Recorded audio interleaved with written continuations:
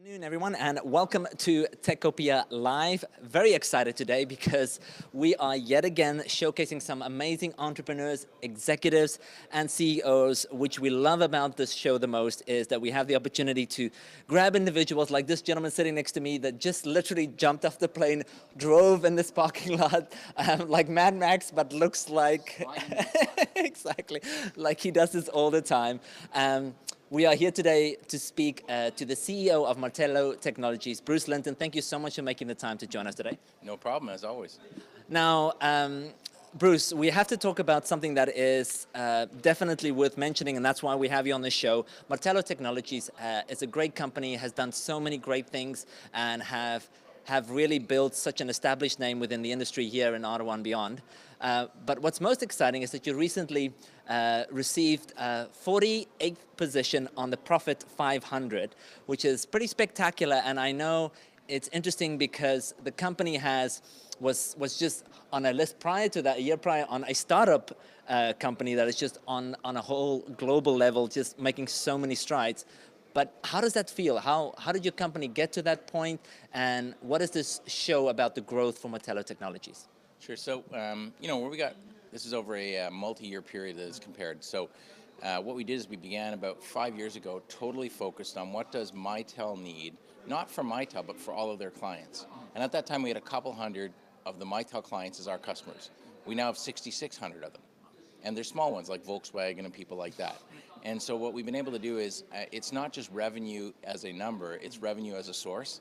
And when you diversify the sources, the ability to compound and grow it really improves. And so, I think the general guidance is it was a bad idea to do what we were doing 5 years ago, which is to quit trying to have 5 channels and do a great job of one. And that's worked very well. Now, next up, we need to think with that strength, what else can we bring as products to our customers so that we can actually land inside a customer and expand our offering. So we don't need 12,000 customers, we need maybe 10,000, but they have to buy 5 times more. Absolutely. So once again, just enhancing your customer maintenance and how you deal with your clients and enhancing those clients. And I mean, what's wonderful about your company as well is it is, I know, you're the CEO, you have a busy schedule, you're rushing everywhere. And yes, we know you are very well known for Canopy growth as well. And we were talking about it, this question is a common question that you get asked more frequently these days, is how do you manage to be the CEO and be such an intricate part, obviously, and in growing and expanding what Canopy growth is in a whole separate industry itself at the same time?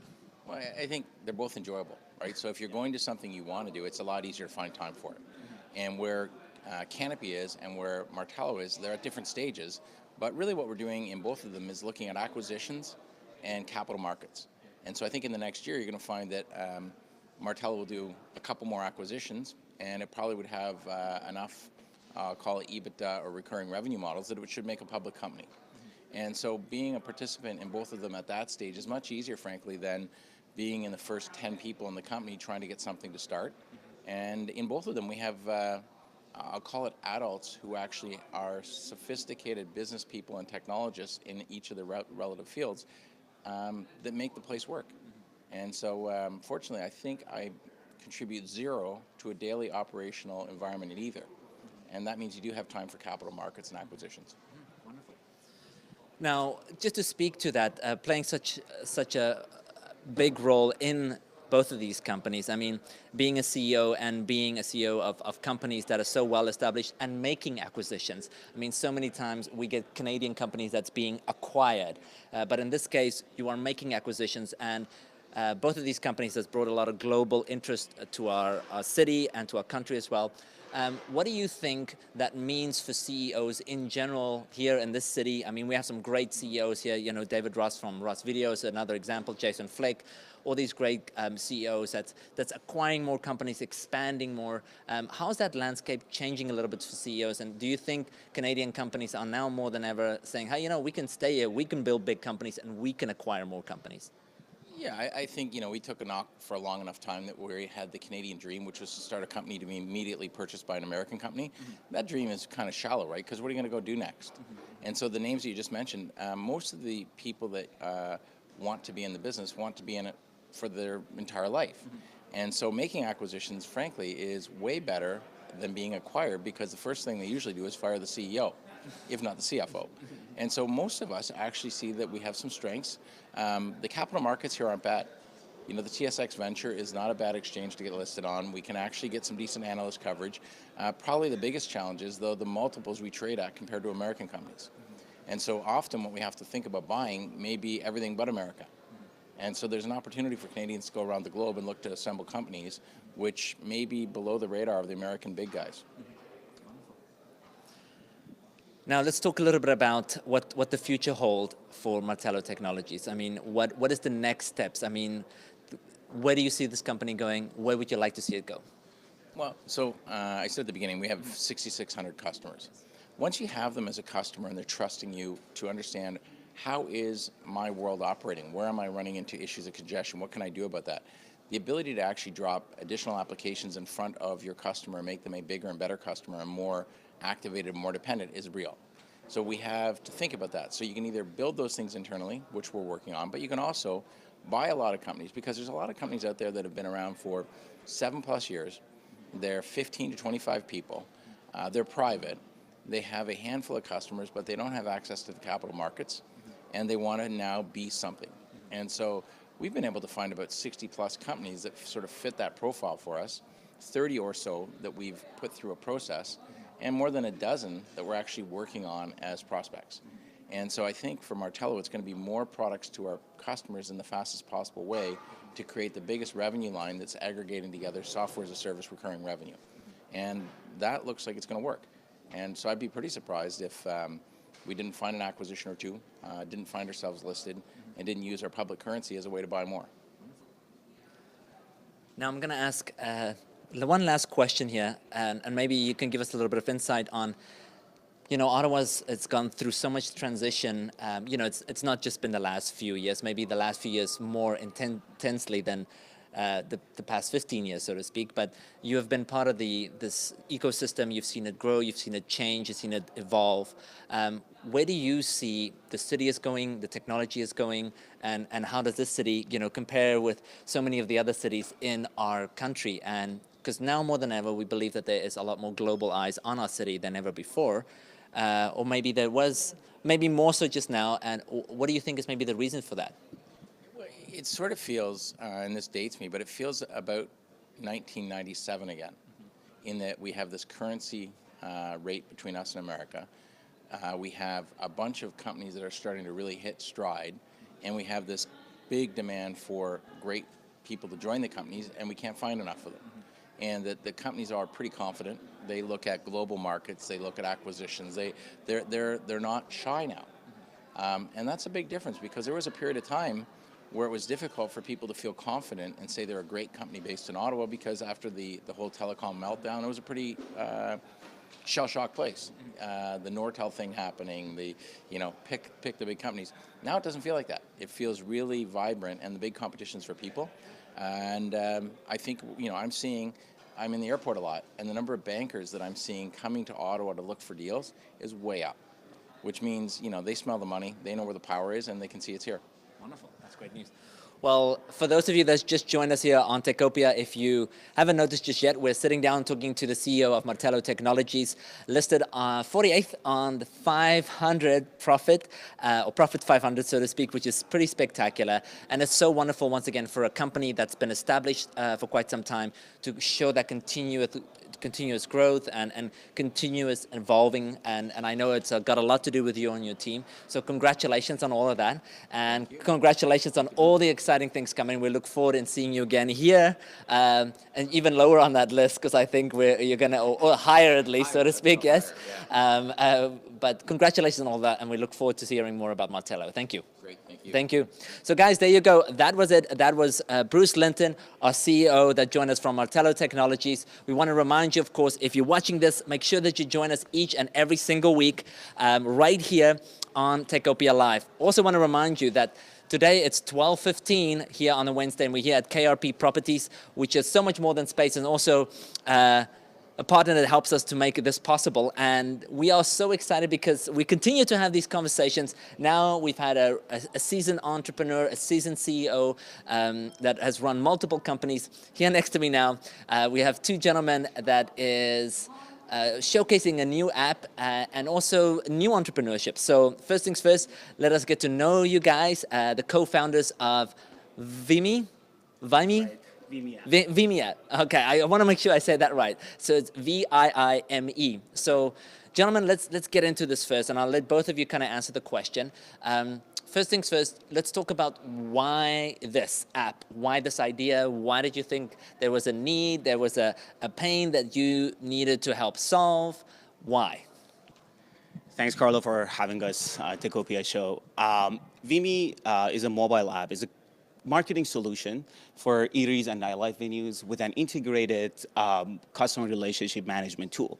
And also, ViiMe, on the user side, it helps people to go out with their friends, and the more friends they would go out with, the more rewards and better user experience they will have at those venues. So basically, in the business perspective, they can turn their customers into brand advocates who can promote for the venues by bringing more friends and also increasing customer retention by rewarding them for their loyal efforts. And also our users or the customers of those venues, they can also socialize more to save more. The more friends, the better experience and rewards. Okay, perfect, fantastic. Thank you. Want to add to that a little bit?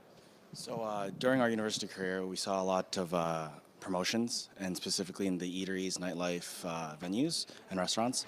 And essentially, we realized that the more throughput that we put through those doors at these venues, the better the rewards, the better the discounts, the better they treated these customers. So we leveraged that and created the app so itself. Instead of hiring specific promoters or marketing people, why not turn your current customers into the brand advocates to actually bring out the clientele that they want? Because the clientele already exists. So that's exactly why we built the app. Thanks.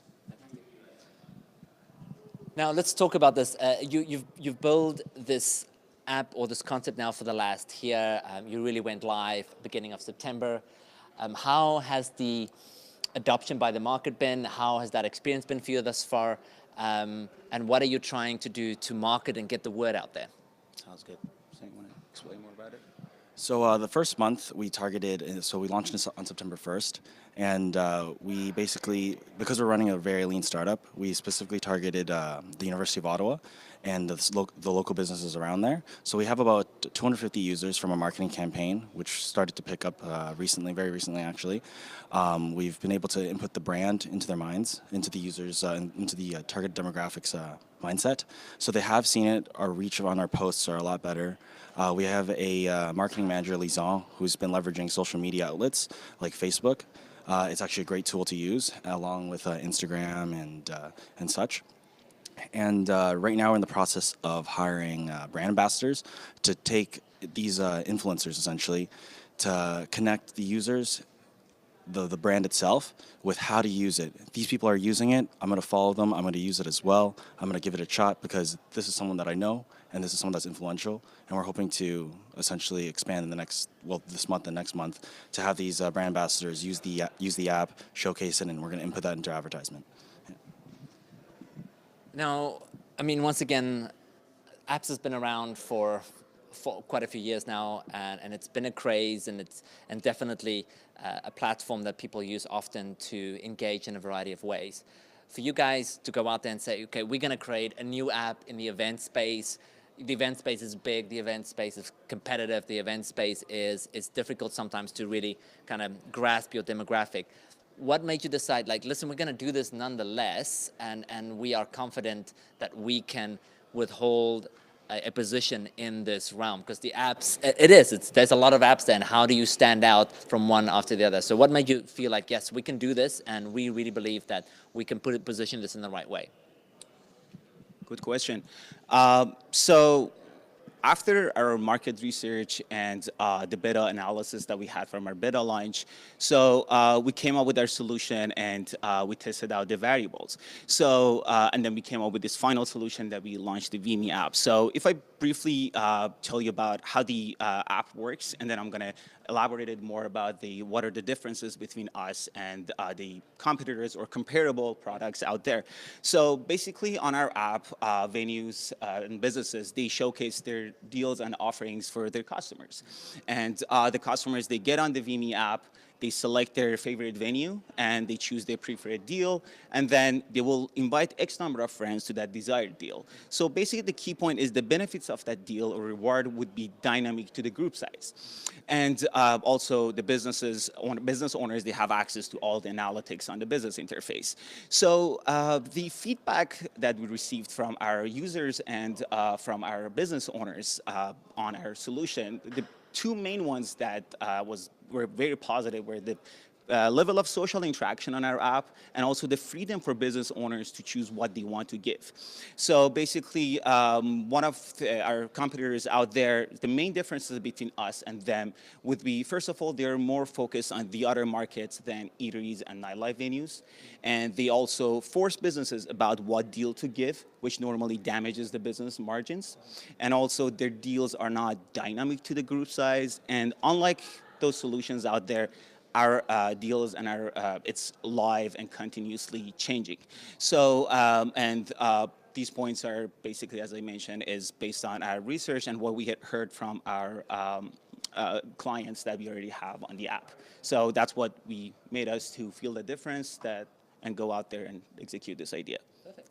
Thank you. So let's talk about what's the next step for you guys. I mean, now it's we got to go on further. I mean, we're going into the fall and into the winter here. So what are you trying to do? What would be your key next step as you grow and expand this app?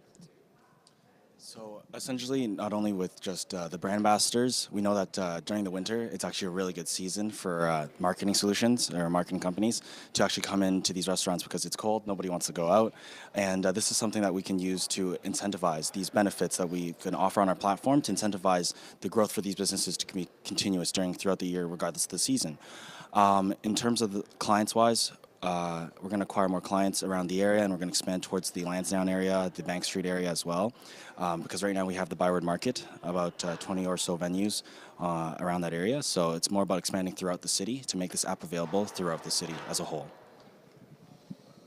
Now, if we have to go and grab this app and get our hands on it, where can we go? And once again, you are looking for both participants and also even venues as well, businesses to come and sign up. They can literally just go to the site or download the app to get engaged with you? Our app is right now live on iOS, so you can just look up ViiMe on iOS and you can download it, and it's coming soon to Android in a couple of weeks. And as Sunny mentioned, we have right now 15 Ottawa venues on board in Byward Market and also Lansdowne, and we have a couple of venues in Gatineau. So, and once they get on the app, they can see all the deals that are offered by these venues, and they can just create their groups, invite their friends, and go out and enjoy the rewards and deals. And Sunny, if you want to add something? No, that's pretty much it, yeah. It's more so about building the user base now, and it's pretty easy to find us, ViiMe. You can hit us up on Facebook. There's lots of advertisements that are out there right now, so hopefully click on one. Thank you. All right, there you go, guys. If you've joined us here on Facebook Live, thank you very much for joining us today. We had the co-founders here of ViiMe, an opportunity for you to really get engaged with nightlives and eateries and just really have a good time with your friends while saving a little bit of money as well. And if you're a business as well, the opportunity for you to engage with your customers a little bit better and give them some real value for loving your place and coming there more frequently. And also, of course, Bruce Linton, we want to say thank you very much, the CEO of Martello Technologies. As you can see, we really combine just the spectrum of guests that we have on the show, both from savvy and determined and hardworking entrepreneurs, startup entrepreneurs, to seasoned CEOs and executives. Make sure that you join us on techopia.ca to get some more information with regards to this as well, or join us on Mondays at 12:15 or on Wednesdays at 12:15 as we tell you more about what's happening in Ottawa and how we're taking over the world, both locally and globally. Thank you. Bye.